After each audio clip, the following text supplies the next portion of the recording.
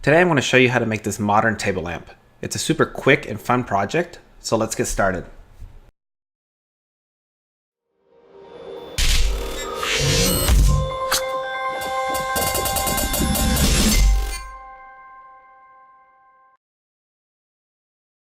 So I'm going to link to all the parts you need for this project in the description below. So check that out for the exact parts that I used, but you can easily adapt this to work with the parts you have on hand. Everything is pretty common except for the diamond hole saws, and you're going to need that to drill into the clay pot, since normal drill bits are just going to cause it to crack.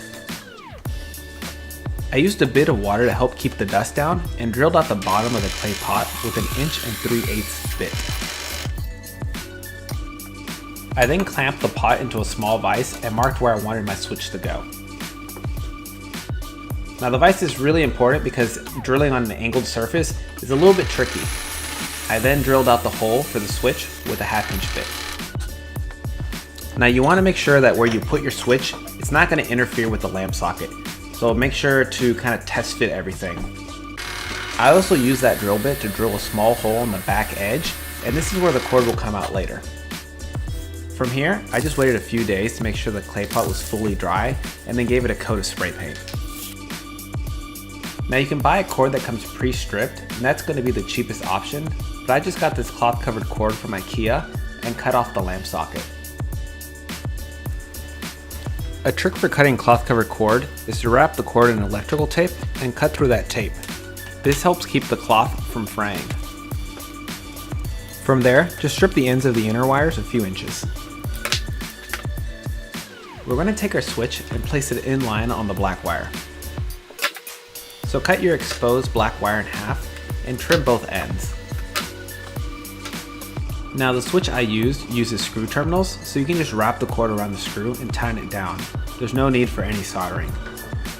After that, we're going to install our lamp socket. We're going to run the black wire to the gold screw and the white wire to the silver screw. Now this should be standard for all sockets, but to double check, the black wire runs to the bottom of the light bulb and the white wire runs to the threads or the socket of the bulb. Last step on wiring is to tie a knot into the cord, so in case the lamp gets yanked or pulled, it'll keep the wires from getting ripped loose. Now we can assemble. Slide in your lamp socket, making sure not to pinch any wires. Make sure to tighten the switch down and adjust it to lay exactly how you want. I use this plastic socket because it fits perfectly into the clay pot, but any socket will do. I used a lot of hot glue to secure everything in place, although you could use epoxy here for more permanent installation. I also made sure to cover the exposed wire connections on the switch and lamp socket with lots of glue.